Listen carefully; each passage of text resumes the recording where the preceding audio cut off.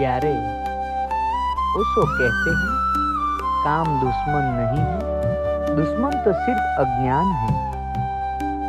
मनुष्य अपनी ही ऊर्जा से डरकर जीता है और जब ऊर्जा को दबाया जाता है वही ऊर्जा मन में जहर बन जाती है। लेकिन जब उसी ऊर्जा को समझा जाता है तो वही प्रेम बनती है, वही करुणा बनती है और अंत में वही ध्यान बन जाती है।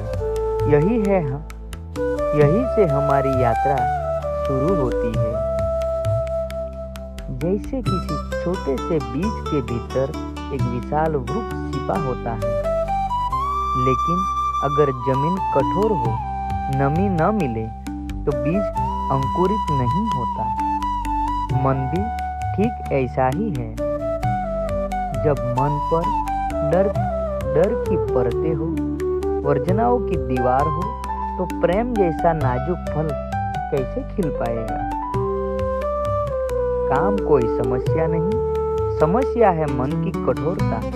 सदियों से काम को पाप कहा गया, दबाया गया, जैसे यह कोई अपराध हो।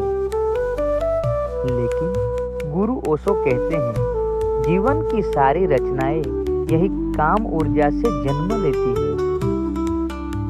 फूल का खिलना, तारों का जन्म, नदियों को बहना, पेड़ों को झूमना, सब में इसी ऊर्जा का नृत्य है। लेकिन मनुष्य जिसे इस ऊर्जा का सबसे सुंदर उपयोग करना था, वह इससे डर गया। दबाई हुई ऊर्जा रोग बन जाती है, बहती हुई ऊर्जा आनंद बन जाती है और समझी हुई ऊर्जा समाधि का द्वार खोल देती है। गुरु ओशो कहते हैं साधक के लिए दो गलत रास्ते हैं, काम से भाग जाना या काम में डूब जाना। इन दोनों से ऊपर तीसरा मार्ग है साक्षी भाव। जब साधक अपनी ऊर्जा को देखता है, उसे दबाता नहीं, उसे नकारता नहीं, तो वही काम ऊर्जा धीरे धीरे उठने लगती है।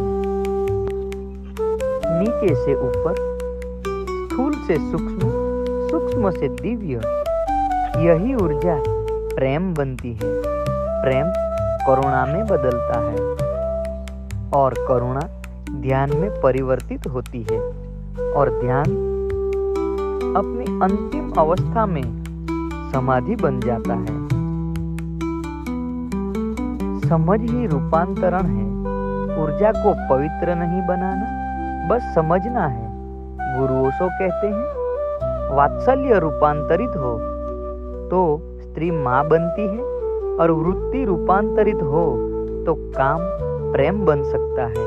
जब ऊर्जा बदलती है, मनुष्य बदल जाता है और जब मनुष्य बदल जाता है, जीवन अपने आप समाधि की ओर चल पड़ता है।